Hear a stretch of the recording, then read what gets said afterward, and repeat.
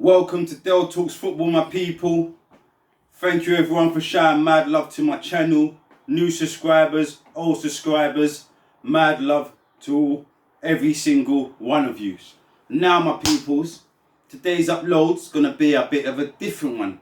And I must say, big up man like Tito, because he threw this one out there. He said, Dell, I feel like you should tell the people how you got your passion for football and your enthusiasm for football and whatnot. And I thought to myself, you know what?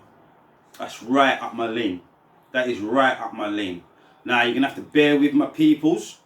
I don't know how I'm gonna start this one off or go about it, but this is my story. Yeah?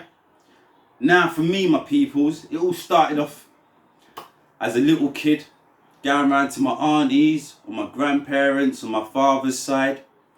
Most of them used to support Arsenal or Crystal Palace, yeah? And you have to remember, people, I'm going back in the late 80s, 90s, yeah?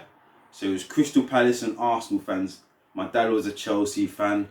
So it was a mix and blend, yeah? But I remember, as a little kid, always watching Arsenal and Crystal Palace. And I always remember people saying, Delray, you remind me of Ian Wright. The way you play football, the way you go about it, just Ian Wright. But at this time, I didn't know too much about Ian Wright. I was a little kid, you know. So, used to watch football and whatnot. I love football. It's just something I must have grew into as a little kid. Yeah, watching football. Used to go over to the park with my dad and my family, friends, have a little kick about in the park. And the older ones always used to get physical with the younger ones. So, maybe from them ages there, I got used to the physical side of football. Got me a good nick for when I was going to go on my own journey, what I'll get into a bit later with you people. But yeah, I used to go to the park and that with my dad and his friends, play football. Where I used to live, we used to have a little cage right next to my house. I used to go in there by myself. You know how it is when you're a little kid, my peoples. You kick it up against the wall, you do two skills, doing your little thing, finding your way, you know?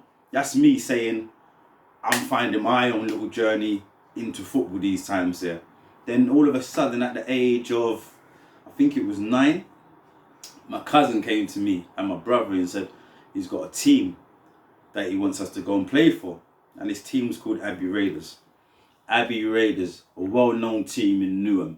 You probably ask anyone about this team. There was like a Sinrab, Grasshoppers or Norseman. Yeah, they was up there, Abbey Raiders. So I remember at the age of 9, went to train with them. I was alright. Fast little kid, bit of skill. Didn't know where I wanted to play as a player at that age though. I think went training, it went good.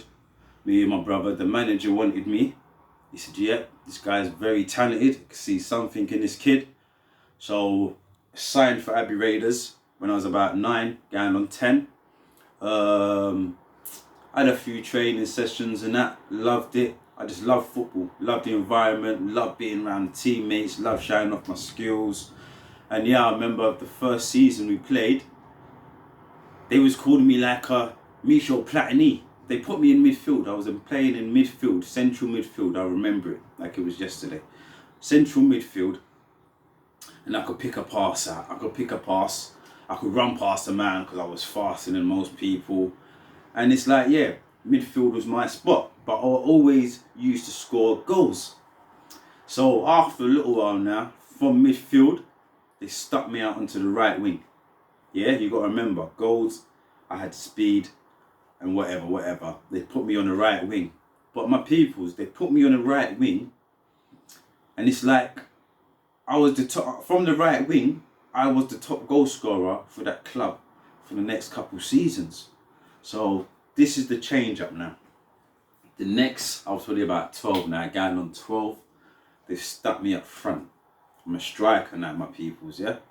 Like, this is serious, isn't it? Obviously, I'm not fronting, this is a real story, yeah? They put me up front, number 11 I used to wear, little Delroy. So when the day they put me up front, my peoples, I couldn't stop scoring goals. It was coming to the point where I was coming home and my friends was asking me, Del, how much hat-tricks did you score? Not how many goals did I score, How many hat tricks did you score? And if anyone will back this, what I'm saying to you, anyone that knows me or played football with me will tell you the same thing. It was how many hat tricks did you score, Del? Yeah, because I was scoring 3, 4, 5. I rarely scored 1 or 2 in a game. It was maybe a hat trick or more. Yeah, that season, most of the seasons getting over 100 goals for my club. Standard. I represented my my borough, Newham district. So we went and played against different districts. I was in the papers. I scored 4 on my debut. I was with my mate PB. He knows what I'm talking about. I'm not going to spell his name out here, but he was playing with me too. He scored a hat trick on his first game, if I remember right. We were both in the papers.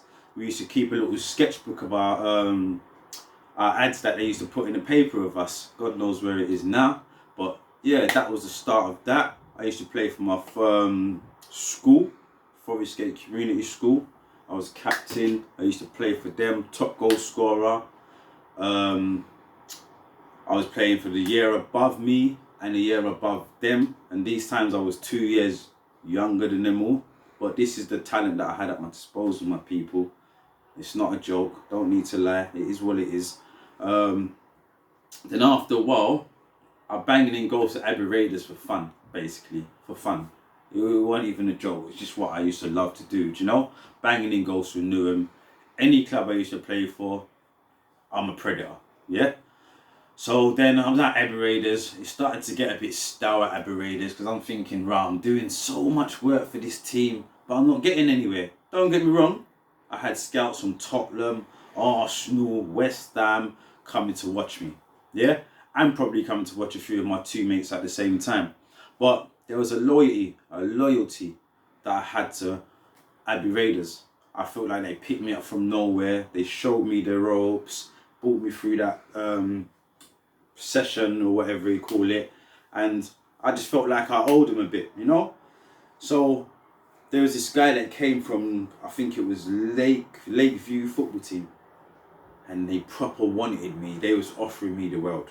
They was offering me things that Abbey Raiders probably couldn't offer me, and that probably would have been a turning point in my life, to be honest with you. But I declined them to my loyalty to Abbey Raiders. So I stayed at Abbey Raiders for a couple more seasons, kept getting scouted. Me and my 3 mates, we had Anthony, Andrew, PB, all went to Charlton on trials. And this was it. This was the kind of last straw for me at Abbey Raiders, my peoples. Went to Charlton on trials. They loved us. Loved all of us, was ready to sign us on professional contracts, everything. Me and PB was waiting in a park for our manager to come pick us up, to come and take us up there. And you know what the geezer did? He left the little kids in the park standing till it was dark, didn't pick us up and take us. Yeah, that's what our Abbey Raiders manager done.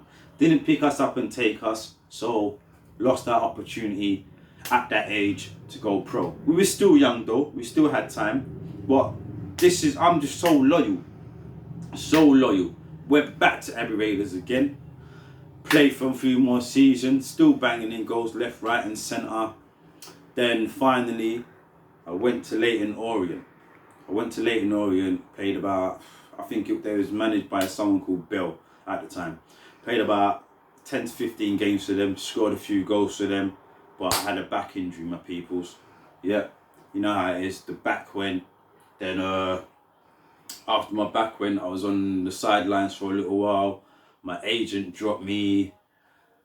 I took a couple of years out of the game. I tried to come back into the game.